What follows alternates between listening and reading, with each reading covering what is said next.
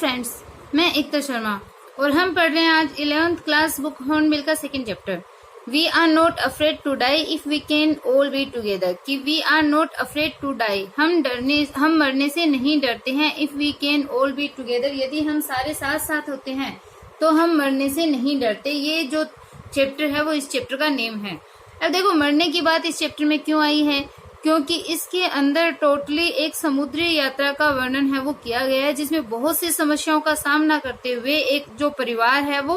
दक्षिण हिंद महासागर जो है उसकी यात्रा करते हैं, प्रॉब्लम्स का सामना करते हैं और फाइनली वो इन प्रॉब्लम से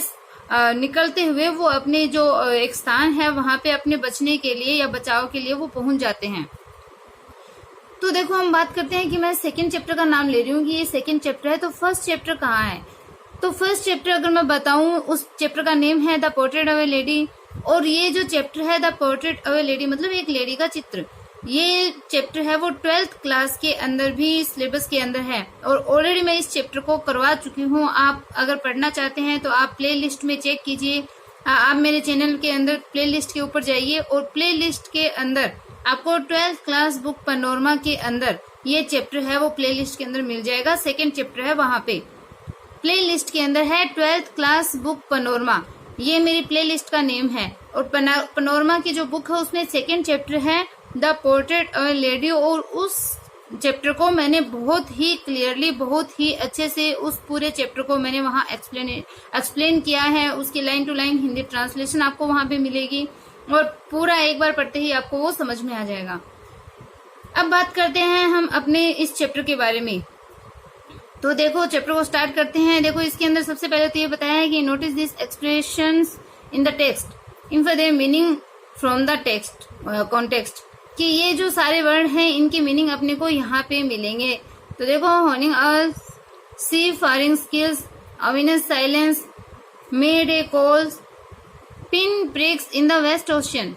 ए टाउजल हेड, ये सारे वर्ड है वो अपने को यहाँ मिलेंगे और इनके हिंदी अर्थ है वो मैं आपको सारे टोटली जैसे जैसे लाइन आएगी वैसे वैसे बताती जाऊंगी। देखो, फर्स्ट तो यहाँ पे आई हुई है हॉर्निंग अ सी फायरिंग स्किल्स,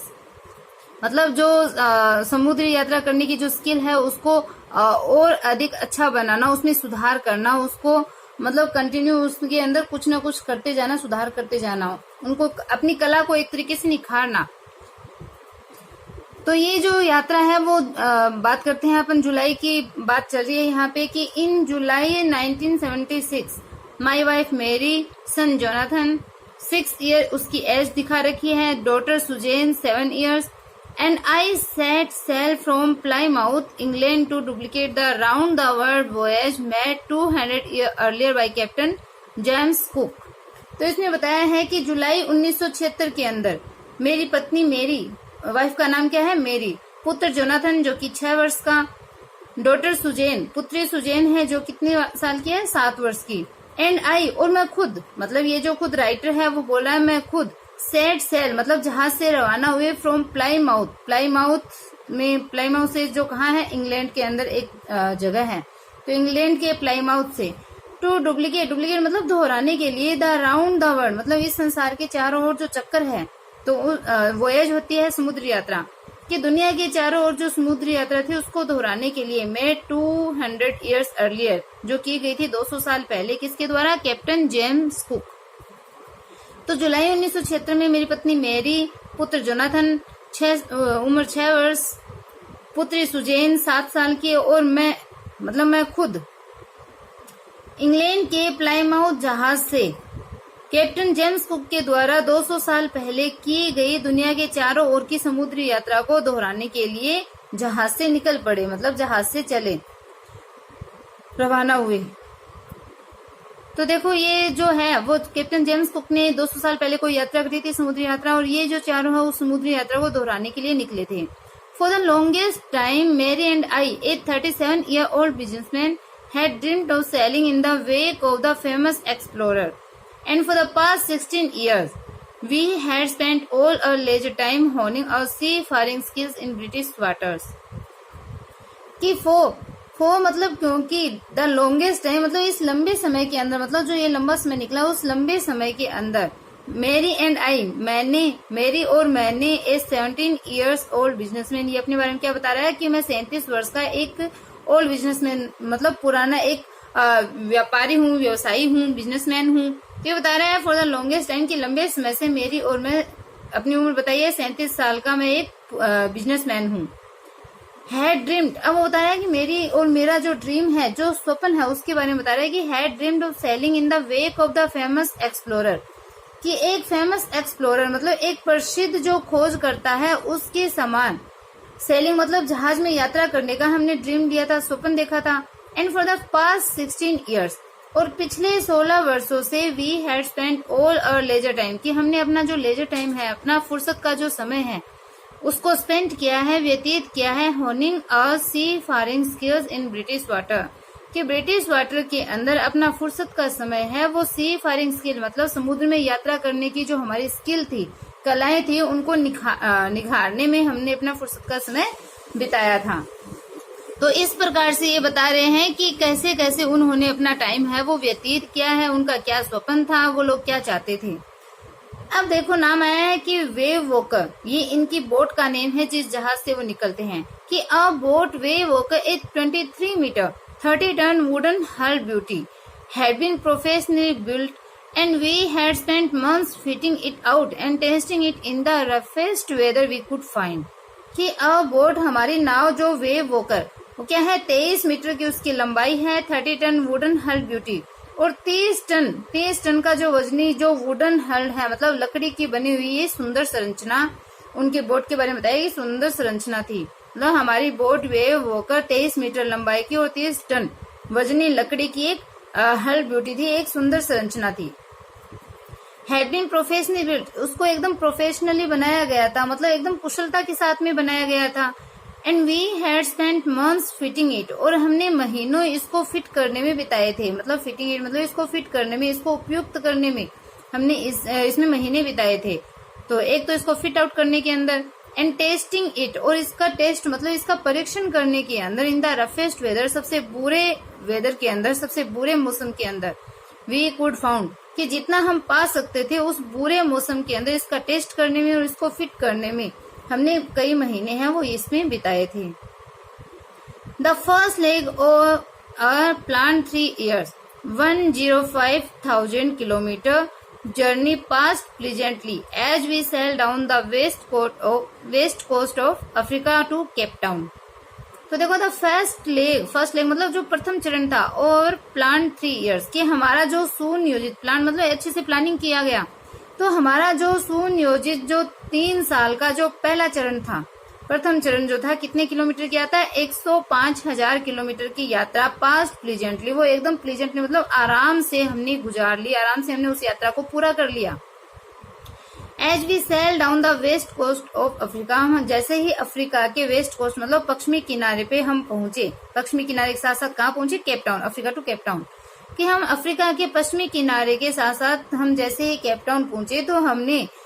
105,000 किलोमीटर की हमारी सुनियोजित 3 साल का प्रथम चरण है वो हमने प्लीजेंटली कंप्लीट कर लिया था, हमने खुशी के साथ आराम पूर्वक हमने उसको पास कर लिया था, संपन्न कर लिया था। तो देखो ये जो 3 साल की यात्रा है यहाँ पे उनके सामने कोई प्रॉब्लम नहीं है, एकदम अच्छे से उन्होंने उस यात्रा को उन्होंने कंप्लीट किया, 105,000 किलोमीटर की यात्रा इन्होंने बताई है। अब देखो आगे क्या होता है कि there before heading east we took on 2 crewmen, American Larry Vigil and Swiss Herb Sizzler, to help us tackle one of the world's roughest sea, the southern Indian Ocean, कि देर बिफोर हेडिंग ईस्ट, कि east की ओर बढ़ने से पहले वहां पे we took on 2 crewmen, हमने 2 crewmen लिए। crewmen मतलब जो जहाज के जो संचालक होते हैं, एक तरीके से आने वाली जो समस्याएं होती है या जहाज में कोई प्रॉब्लम हो जाए तो हेल्प करने के लिए चाहिए,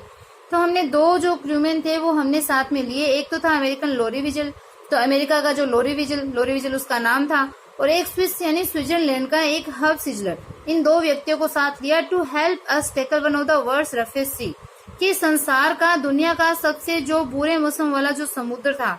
जो इंडियन ओशन, दक्षिणी हिंद महासागर, जो संसार का सबसे बुरे मौसम वाला समुद्र था, उसको टैकल करने में हेल्प करने के लिए मतलब उन समुद्रों में से निपटने में हमारी मदद करने के लिए हमने 2 अमेरिकन लोरी विजल को और स्विट्जरलैंड के हर्ब सिजलर, इन 2 क्रूमैन को हमने साथ में ले लिया। तो देखो सबसे बुरे मौसम वाला कौन सा ओशन बताया है, southern Indian ocean. On a second day out of Cape Town we began to encounter strong gales. कि on a second day out of Cape Town, कि केप टाउन से जो आउट ऑफ केप टाउन मतलब Cape Town से जब बाहर निकल गए, मतलब जब वो रवाना हो गए थे केप टाउन से, तो केप टाउन से रवाना होने के दूसरे दिन, तो जब वो केप टाउन से रवाना हो गए थे उससे दूसरे दिन वी बिगन टू एनकाउंटर होता है सामना करना, स्ट्रॉन्ग गैस, ये एनकाउंटर वो नहीं है किसी को मार दे, तो एनकाउंटर मतलब सामना करना, स्ट्रॉन्ग गैस, गैल मतलब जो विंड थी, मजबूत जो हवाएं थी, तो we began to encounter strong gales, हमने जो तेज हवाएं थी उनका सामना करना हमने शुरू किया। For the next few weeks they blew continuously, gales did not worry me. कि for the next few weeks, कि अगले कुछ सप्ताहों तक, दे ब्लू कंटिन्यूसली, वो लगातार बहती रही, गैस डिड नॉट वरी मी, जो गैस थी मतलब जो हवाएं थी उन्होंने मुझे चिंतित नहीं किया, उन्होंने मुझे वरीड नहीं किया। But the size of the waves was alarming,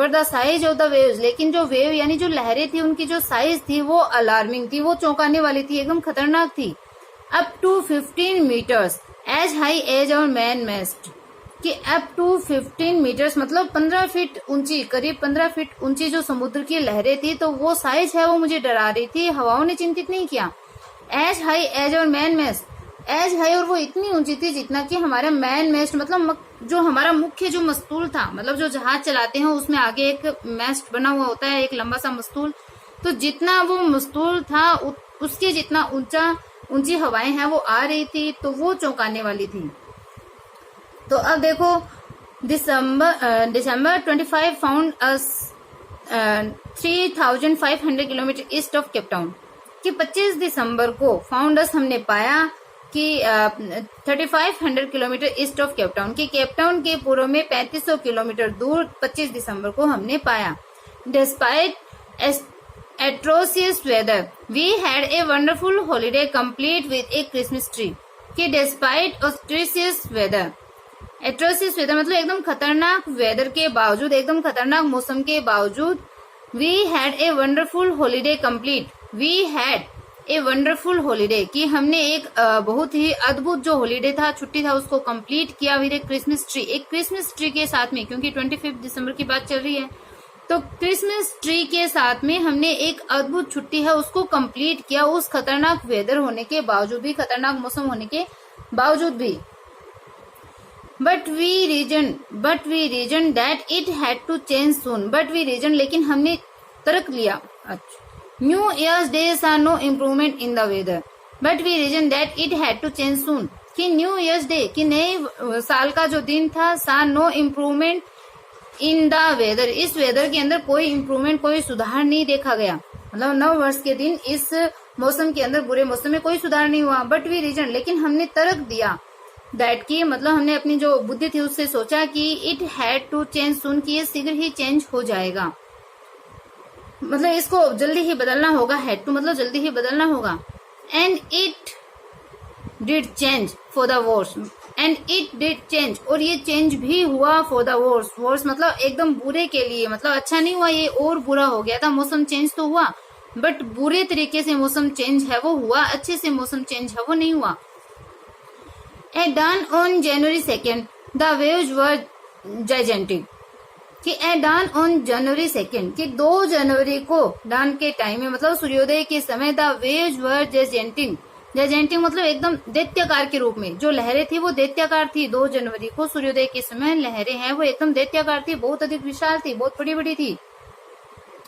we were sailing with only a small storm jib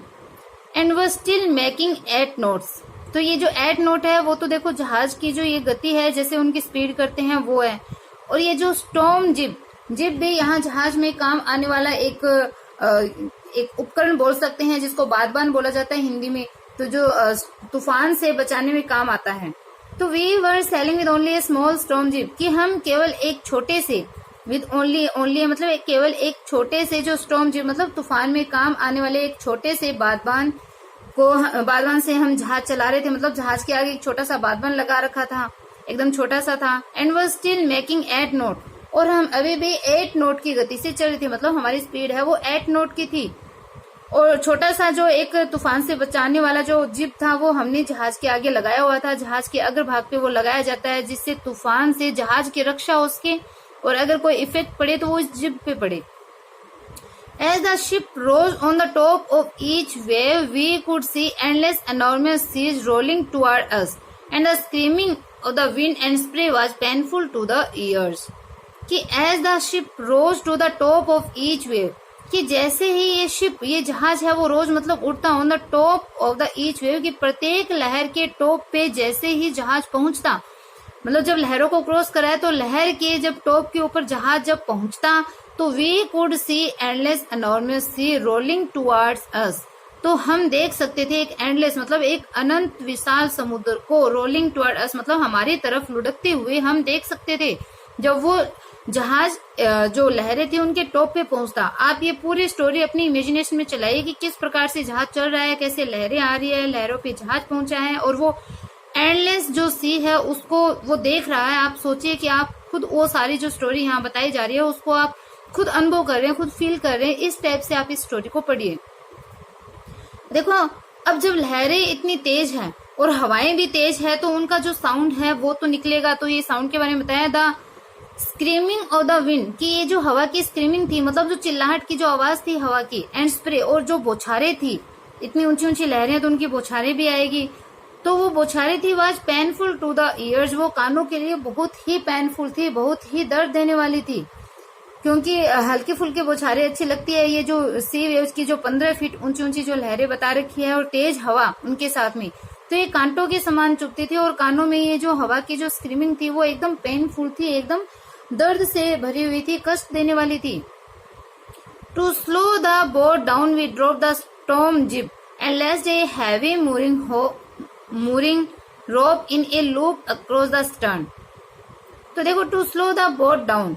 कि अपनी जो बोट थी उसको स्लो डाउन करने के लिए, उसको धीमा करने के लिए, we drop the storm jib, जो आगे स्टॉर्म जिप लगा हुआ था तूफान से बचाने वाला जो बादवान, उसको भी ड्रॉप कर दिया, मतलब उसको भी नीचे कर दिया।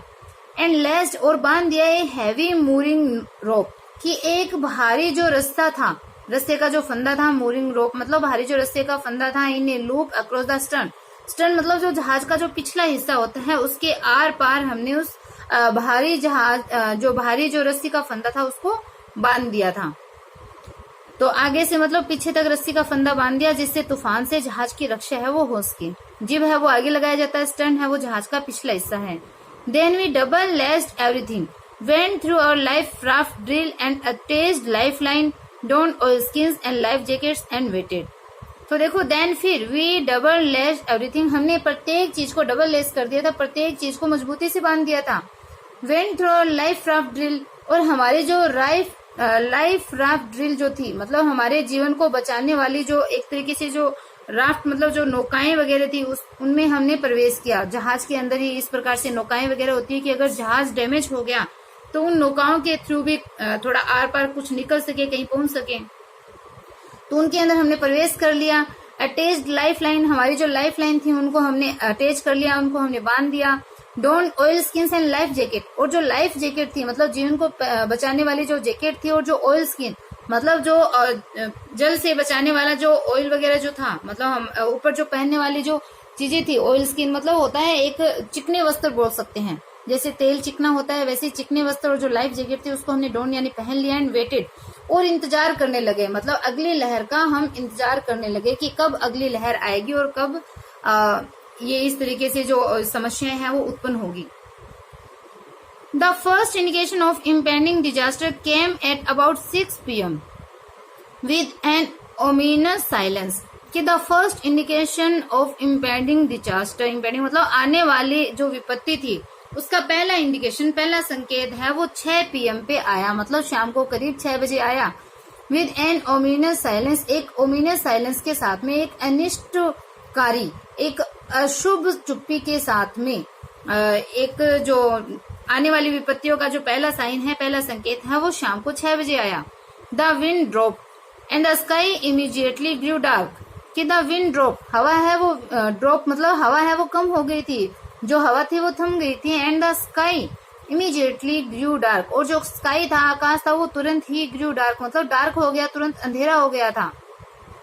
Then came a growing roar and an enormous cloud towered aft to the ship, कि देन फिर केम ए ग्रोइंग रोयर, एक ग्रोइंग मतलब एक बहुत ही ज्यादा बढ़ती हुई, एक रोर मतलब दहाड़ने की, एक गर्जने की आवाज आई, कि उसके बाद में एक बहुत तेज बढ़ती हुई रोयर हुई, गर्जना हुई। एंड एन एनॉर्मस क्लाउड, और एक बहुत बड़ा क्लाउड, बहुत बड़ा बादल, toward aft to the ship, ship के पीछे से टावर, टावर मतलब छा जाना,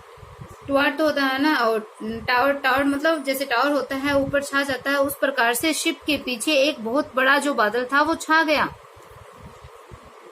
With horror, I realized that it was not a cloud, but a wave like no other I had ever seen. कि with horror, भय के साथ में I realized, मैंने महसूस किया that कि it was not a cloud, कि ये कोई क्लाउड नहीं था, कोई बादल नहीं था, but a wave like no other I had ever seen, but a wave like, लेकिन एक वेव, एक लहर,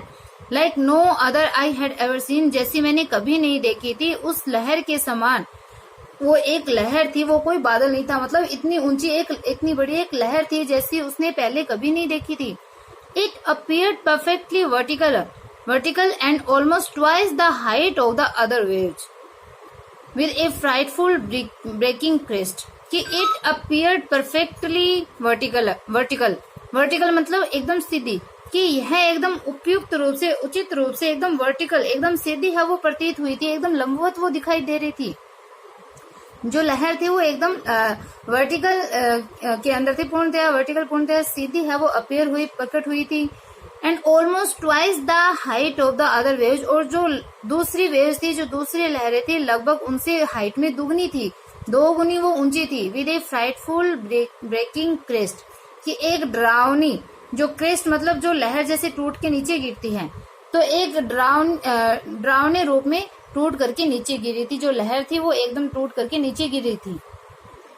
तो जैसे मतलब जैसे लहर होती है जब वो नीचे गिरती है तो उन लहरों के मतलब टुकड़े से गिरते हैं, एक चोटी के रूप में हम बोल सकते हैं। तो with a frightful breaking crest, के एक डरावनी, एक टूटती हुई चोटी के रूप में लहरें हैं वो नीचे गिर रही थी। तो बहुत ही डरावना दृश्य है वो उनके सामने आ गया था, अपीयर हो रहा था, और उन लोगों को बहुत डर लग रहा था कि पता नहीं क्या हो जाएगा अब आगे।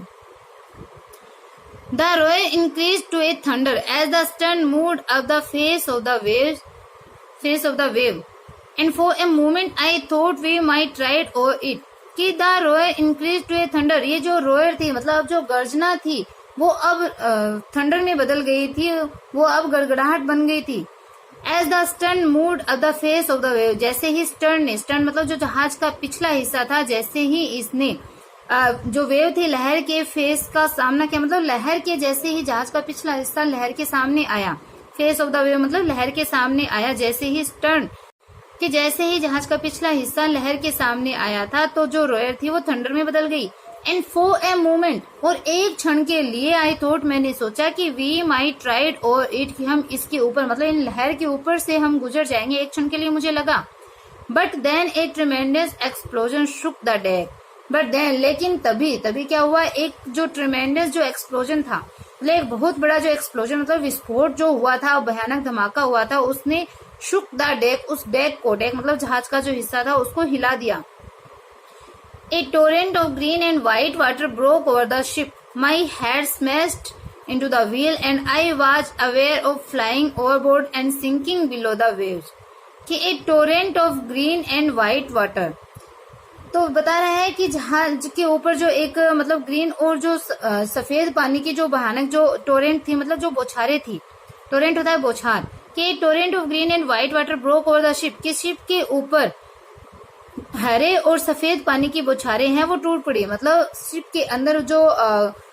ग्रीन और जो व्हाइट वाटर था वो आने लग गया था, शिप के ऊपर आने लग गया था, उनके ऊपर बौछारें टूटती थी क्योंकि वो इतनी ऊंची ऊंची लहरें थी। माई head smashed into the wheel, और मेरा जो हेड था, सर था, वो व्हील के कौन सा, जो जहाज चलाने का जो स्टीयरिंग व्हील होता है, पहिया होता है आगे, मतलब ऐसे स्टीयरिंग एक तरीके से बोलेंगे हम, गाड़ी के अंदर होता है उसको स्टीयरिंग बोलते हैं, और ये जो जहाज के अंदर है वो व्हील है। तो मेरा जो हेड था, सर था, वो उस व्हील से, स्टीयरिंग व्हील से जा टकराया। एंड आई वॉज अवेयर, और मुझे ऐसा अवेयर हुआ, ऐसे लगा, ऐसा एहसास हुआ, टू फ्लाई ओवरबोर्ड। ओवरबोर्ड मतलब जैसे जहाज से बाहर मैं तेजी से ओवरबोर्ड हो रहा हूँ, मतलब उस जहाज से मैं बाहर फ्लाई कर रहा हूँ, मतलब कूद रहा हूँ, या उस जहाज से बाहर मैं निकल रहा हूँ, ऐसा मुझे आभास हुआ, ऐसा मुझे लगा। And sinking below the wave, और जैसे पानी में नीचे डूब रहा हूँ, मतलब उस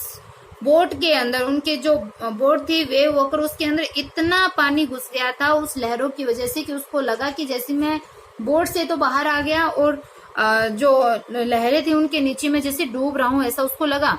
I accepted my approaching death, कि मैंने अपनी जो आने वाली डेथ थी, मृत्यु थी, उसको मैंने स्वीकार कर लिया। And as I was losing consciousness I felt quite peaceful. And as, और जैसे ही मैं अपनी कॉन्शियसनेस को, अपनी चेतना को खो रहा था, आई फेल्ट क्वाइट पीसफुल, तो मैंने एकदम पीसफुल, एकदम शांत महसूस किया। Unexpectedly my head popped out of the water, कि एकदम अनएक्सपेक्टेडली मतलब अप्रत्याशित रूप से मेरा जो हेड था, सर था, वो पानी से बाहर आ गया। A few metres away Wave Walker was near capsizing her mast almost horizontal, कि ए फ्यू मीटर्स अवे, कि कुछ मीटर की दूरी पर जो हमारा वेव वॉकर था वो एकदम से नियर कैप्साइजिंग, कैप्साइजिंग मतलब उल्टने ही वाला था, मतलब एकदम उल्टने के करीब ही था। हर मास्ट ऑलमोस्ट ओरिजेंटल, और उसके जो मास्ट मतलब उसके जो मस्तूल थे वो लगभग ओरिजेंटल मतलब एकदम मुड़ गए थे, ओरिजेंटल हो गए थे, ऊपर से मतलब जैसे आड़े हो गए थे। Then a wave hurled her upright, my life line jerked taut, I grabbed the guard rail and sail through the air into Wave Walker's main boom, कि हर मास्ट ऑलमोस्ट ओरिजेंटल, उसके जो मास्ट मतलब जो उसके जो मस्तूल थे वो करीब ओरिजेंटल हो गए थे, आड़े हो गए थे। Then a wave hurled her upright, और फिर एक वेव, एक लहर ने, हर मतलब उसको धक्का देकर के, झटका देकर के, अपराइट मतलब उसको सीधा कर दिया। तो पहले आड़े हो गए थे लेकिन एक लहर ने धक्का देकर उसको सही कर दिया, सीधा कर दिया। माई लाइफ लाइन जग टॉट, और मेरी जो लाइफ लाइन मतलब जो मेरी जो लाइफ लाइन थी, मतलब जीवन रक्षक जो थी, जो जग मतलब जिसको बांधा हुआ था, वो एकदम झटके से क्या हो गई थी, टूट गई थी, एकदम तन गई थी, कि मेरी जो लाइफ लाइन थी वो एकदम झटके से तन गई, क्योंकि एक और लहर आई थी सीधा मतलब तेजी के साथ में। आई ग्रेप द गार्ड रेल, और मैंने जो गार्ड रेल्स मतलब जो रेलिंग थी, गार्ड मतलब जो रक्षक की जो रेलिंग वगैरह थी, जैसे वो रस्सी वगैरह बांधी हुई थी, तो उसको ग्रेप मतलब पकड़ लिया। And sail through the air into Wave Walker's main boom, और सेल थ्रू द एयर, और हवा में से जो वेव वॉकर का जो मैन बूम था, मतलब जो मुख्य लट्टा था, वहां पे मैं पहुंच गया। सेल मतलब पहुंच गया था वहां पे, कहाँ पे, जो मैन बूम था वेव वॉकर का, वहां पे मैं पहुंच गया। Subsequent waves tossed me around the deck like a rag doll, कि subsequent wave मतलब जो लगातार जो वेव जो आ रही थी, उसके बाद में आने वाली लहरों ने tossed me मतलब मुझे उछाला, मुझे फेंका। Around the deck like a rag doll, की एक रैग डॉल के समान, एक कपड़े की रैग मतलब एक कपड़े की गुड़िया के समान डेक के ऊपर, उस जहाज के फर्श के ऊपर, डेक मतलब जो जहाज का फर्श होता है उसके ऊपर, उसके चारों ओर मुझे बाद की जो वेव्स थी, लहरें थी, उन्होंने उछाला। तो मतलब बाद की लहरों ने किस तरह से उछाला, जैसे कि वो कपड़े की एक गुड़िया हो। माई लेफ्ट रिब्स क्रैक, मेरी जो लेफ्ट रिब्स थी मतलब मेरी जो बाई जो पसलियां थी वो क्रैक हो गई थी, टूट गई थी। My mouth filled with blood and broken teeth, और मेरा जो मुंह था वो ब्लड से, खून से और टूटे हुए दांतों से फिल्ड था, भर गया था। Somehow I found the wheel lined up the stern for the next wave and hung on, कि somehow किसी तरीके से I found the wheel, मैंने व्हील को पा लिया, मैंने जो स्टेयरिंग व्हील था उसको पा लिया। Lined up the stern for the next wave, और अगली लहर के लिए, जो अगली लहर आने वाली थी उसके लिए जो स्टर्न था मतलब जहाज का जो पिछला हिस्सा था उसको लाइंड अप मतलब उसको तैयार किया। एंड हंग ऑन, और मैं हंग ऑन मतलब वेट करने लगा, इंतजार करने लगा। वाटर वाटर एवरीवेयर, कि पानी पानी प्रत्येक जगह पानी पानी हो गया था। आई कुड फील, मैं महसूस कर सकता था, दैट की the ship had water below, कि जहाज के नीचे जो था, ship had water below, below मतलब नीचे, शिप के नीचे है वो पानी था, ऐसा मैं फील कर सकता था। बट लेकिन I dare not abandon the wheel to investigation, लेकिन इन्वेस्टिगेशन के लिए मतलब जांच करने के लिए उस व्हील को अबेंडन मतलब त्यागना, उस स्टेयरिंग व्हील को, उस व्हील को त्यागने का मैं साहस नहीं कर पाया। डेयर होता है साहस करना, कि इन्वेस्टिगेट करने के लिए, जांच करने के लिए मैं उस व्हील को छोड़ने का साहस है वो नहीं कर पाया। सडनली अचानक से the front hatch was throne open and मेरी अपीयर्ड, कि फ्रंट हैच मतलब सामने का जो हैच क्या होता है, जो डेक के ऊपर जो एक दरवाजा बना हुआ होता है उसके लिए आया है। कि सडनली अचानक से the front hatch was thrown open, कि जो सामने का जो हैच था, मतलब सामने का जो डेक का फर्स्ट का जो दरवाजा था, वाज थ्रोन ओपन, वो दरवाजा खुला। एंड मेरी अपीयर्ड, और मेरी है वो प्रकट हुई। वी आर सिंकिंग, हम डूब रहे हैं। सी स्क्रीम्ड, वो चिल्लाई। द डेक्स आर स्मेश्ड, कि जो डेक्स है मतलब जो जहाज का जो फर्श है वो स्मेश्ड मतलब टूट गया है। We are full of water, हम पानी से फुल हैं, पानी से भरे हुए हैं। अब वो क्या बोलता है, टेक द व्हील, कि व्हील को पकड़ो, व्हील को संभालो, स्टीयरिंग व्हील को संभालो, उसको पकड़ो। आई शाउटेड, मैं चिल्लाया। As I scrambled for the hatch, जैसे ही मैं हैच मतलब उस फर्श के दरवाजे की ओर स्क्रैम्बल्ड मतलब तेजी से बढ़ा, जैसे ही मैं उस हैच की तरफ, उस फर्श के दरवाजे की तरफ तेजी से बढ़ा, मैं चिल्लाया कि व्हील को पकड़ो। अब लॉरी और हब, मतलब जिनको उन्होंने अपने क्रू के रूप में लिया था, तो लैरी एंड हब व पंपिंग लाइक मैडमैन, कि पागलों के समान लैरी और जो हब थे वो पंपिंग कर रहे थे, मतलब पंप से पानी निकाल रहे थे। Broken timbers hung at crazy angles, the whole starboard side burst inwards, कि ब्रोकन टिम्बर्स मतलब जो टूटे हुए जो टिम्बर्स थे, मतलब जो लकड़ी के जो लट्ठे थे, हंग एट क्रेजी एंगल, कि वो एकदम क्रेजी एंगल मतलब आड़े तिरछे हो रखे थे, कि लकड़ी के जो टिम्बर्स थे, जो लकड़ी के जो टूटे हुए जो टिम्बर्स मतलब जो लट्ठे वगैरह थे, टूटे हुए हिस्से थे, वो एकदम क्रेजी एंगल में लटके हुए थे, एकदम आड़े तिरछे पड़े हुए थे। द होल स्टारबोर्ड साइड, कि ये जो पूरी स्टारबोर्ड साइड मतलब जो दायां हिस्सा था, स्टारबोर्ड साइड का मतलब जहाज का जो संपूर्ण दायां हिस्सा था, वो बल्ज इनवर्ड, वो अंदर बल्ज मतलब धस गया था। Clothes, crockery, charts, tins and toys sloshed about in deep water, कि कपड़े, क्लोथ मतलब कपड़े, क्रोकरी मतलब जो चीनी मिट्टी के जो बर्तन थे,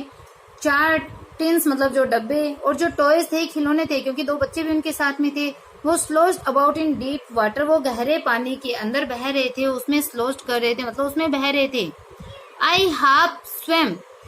half crawl into the children's cabin, कि मैं आधा स्वेम मतलब आधा तैर करके और आधा क्रॉल मतलब रेंग करके बच्चों के केबिन में गया। Are you all right, I asked, मैंने पूछा कि आर यू ऑल राइट, क्या आप सब ठीक हो, क्या तुम लोग ठीक हो।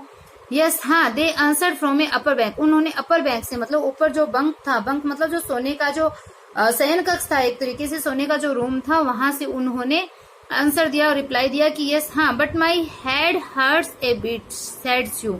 स्यू ने कहा, सुजैन जो थी ना, सू ने कहा, सुजैन का शॉर्ट नेम है ये, कि but my head hurts a bit, लेकिन मेरा जो हेड, मेरा जो सर है वो थोड़ा सा हर्ट हो गया है, थोड़ी सी चोट इस पे आ गई है। Pointing to a big bump above her eyes, कि अपनी आईज के ऊपर, अपनी आंखों के ऊपर एक बिग बम्प, बम्प मतलब एक घूमर सा जो निकल जाता है, सूजन जैसे आ जाती है, किसी चीज के टकरा जाते हैं और एक सूजन जब आ जाती है सर पे, तो उसको बोलते हैं कि अबव हर आईज, उसकी आंखों के ऊपर एक बड़ा सा बम्प है, उसकी तरफ इशारा करते हुए सू ने कहा कि मेरे जो सर है वो थोड़ा सा चोटिल हो गया, उस पे चोट आ गई है। अब वो रिप्लाई देता है कि I had no time to worry about bumped head, कि उस बम्प्ड हेड के बारे में, उस सोचे हुए सिर के बारे में वरी होने के लिए मेरे पास टाइम नहीं था, मेरे पास समय नहीं था। वो ऐसा बता रहा है यहाँ पे चैप्टर के थ्रू कि उस बम्प्ड हेड के बारे में चिंता करने का मेरे पास समय नहीं था, क्योंकि जहाज है उसके अंदर पानी घुस रहा था। After finding A hammer, screw and canvas, I struggle back on deck, कि आफ्टर फाइंडिंग ए हैमर मतलब एक हथौड़ा, एक स्क्रू मतलब जो पेच थे, और जो कैनवस मतलब एक मोटा कपड़ा था, उसको पाने के बाद में I struggle back on deck, मैं स्ट्रगल करके संघर्ष करते हुए डेक पे वापस आया, उस जहाज के डेक पे मैं आया। With the starboard side burst open, we were taking water with each wave that broke over us, कि विद द स्टारबोर्ड साइड, कि जो जहाज का जो दायां हिस्सा था वो बेस्ट ओपन मतलब धक्के से खुल गया था। We were taking water with each wave, कि हम प्रत्येक लहर से पानी ले रहे थे, दैट ब्रोक ओवर अस, जो हम पे आ रही थी, मतलब हमारे ऊपर आने वाली जो प्रत्येक लहर थी उसका पानी है वो हम ले रहे थे, मतलब हमारे जहाज के अंदर आ रहा था। किस वजह से, जहाज के दाएं हिस्से के धक्के से खुल जाने के कारण हमारे जहाज के अंदर जो आने वाली लहरें थी उस प्रत्येक लहर का पानी आ रहा था। If I couldn't make some repairs we should surely sink, कि यदि मैं कोई थोड़ी बहुत रिपेयर नहीं कर पाता तो वी वुड श्योरली सिंक, हम निश्चित रूप से डूब जाते। तो ये देखो, समुद्र की जब हम यात्रा करते हैं तो कितनी कठिनाइयां आती है, पता नहीं क्या क्या कैसे कैसे स्थितियों का सामना करना पड़ता है। Somehow I manage to scratch canvas and secure waterproof hatch cover across the gaping holes, कि सम हाउ किसी तरीके से I manage to stretch canvas, मैं कैनवास को फैलाने को मैंने मैनेज कर पाया, मैं उस मोटे कपड़े को फैलाने में। Secure waterproof hatch cover across the gaping hole, कि उस गैपिंग होल के आर पार, मतलब वो जो छिद्र बन गया था उस छिद्र के आर पार कैनवास को, मोटे कपड़े को फैलाने में, और जो वाटरप्रूफ हैच था कवर अक्रॉस, मतलब उस जल रोधी जो ढक्कन था उसको सिक्योर, मतलब उसको सुरक्षित करने के अंदर, उस फर्श के दरवाजों के ऊपर उस वाटरप्रूफ हैच को लगा पाने के, उसको कवर कर पाने को मैं मैनेज कर पाया। मतलब मैं किसी तरीके से जो गैपिंग होल्स जो थे, जो छिद्र बने हुए थे, वहां पे वो कैनवास फैलाने में, मोटा एक कपड़ा होता है, कपड़ा मतलब एक जैसे बोल सकते हैं, हो सकता है वो लोहे का हो, स्टील का हो, टिन का हो, उसको कैनवास बोलते हैं, जैसे मोटी एक चादर सी होती है, तो उसको फैलाने में, और सिक्योर वाटरप्रूफ हैच कवर, और उसके ऊपर एक वाटरप्रूफ हैच को कवर के रूप में लगाने को मैं मैनेज कर पाया, किसी तरीके से मैं उसमें सफल हो पाया। Some water continue to stream below but most of it was now being deflected over the side, कि some water continue to stream below, कि कुछ पानी है वो स्ट्रीम बिलो मतलब नीचे से बहकर आता रहा, बट मोस्ट ऑफ इट, लेकिन इसका अधिकतर जो पानी था वो now being deflected over the side, वो एक साइड में अपनी बगल से मुड़ करके डिफ्लेक्ट होने लग गया था, अब वो दूसरी साइड में जा रहा था, मतलब उतना पानी अब है वो नहीं आ रहा था। आई होप इतना चैप्टर आपको अच्छे से समझ में आया होगा। आप ऐसे कल्पना कीजिए कि हम भी एक ऐसे ही वेव होकर जहाज में हम बैठे हुए हैं, हमने यात्रा शुरू करी, हमने स्टार्टिंग की यात्रा वो कर ली, केप टाउन पहुंच गए, लेकिन जैसे ही केप टाउन से निकले 2 दिन बाद में मौसम खराब हुआ, ऊंची ऊंची ऐसे लहरें आ रही है, और हमारा जहाज है वो इस प्रकार से ऐसे चढ़ रहा है, उतर रहा है, ऐसे ऊपर जा रहा है, नीचे हो रहा है, ऊपर हो रहा है, नीचे हो रहा है, और समुद्र दिखाई दे रहा है कितनी, फिर उस जहाज के अंदर ऐसे पानी आ रहा है, नीचे का हिस्सा टूट गया है, क्योंकि जो बड़ा जो जहाज होता है, पानी का जो जहाज होता है जिसमें लंबी यात्रा करनी होती है, वहां पे सोने का रूम अलग होता है, मतलब ऐसे रूम बने हुए होते हैं, घर की तरह ही होता है। तो वो बच्चे हैं वो बंक में, मतलब उस शयन कक्ष में सोए हुए थे, और इस प्रकार से ये सारी घटनाएं हो रही है। आप ऐसे अपनी कल्पना के अंदर ऐसे सोचिए। अब बात करते हैं क्वेश्चन की। तो क्वेश्चन में आपको जवाब देना है कि कौन कौन समुद्री यात्रा के लिए निकले थे, किन किन का नाम है वो समुद्री यात्रा के अंदर उस शिप में बैठने वालों का नाम आया है, उनकी एज के साथ आपको बताना है। आई होप आपको चैप्टर समझ में आया है, पढ़ाया हुआ समझ में आया है। आप चैनल को लाइक सब्सक्राइब करना बिल्कुल भी ना भूले, ज्यादा से ज्यादा आप इसको शेयर कीजिए। Okay bye, have a nice day.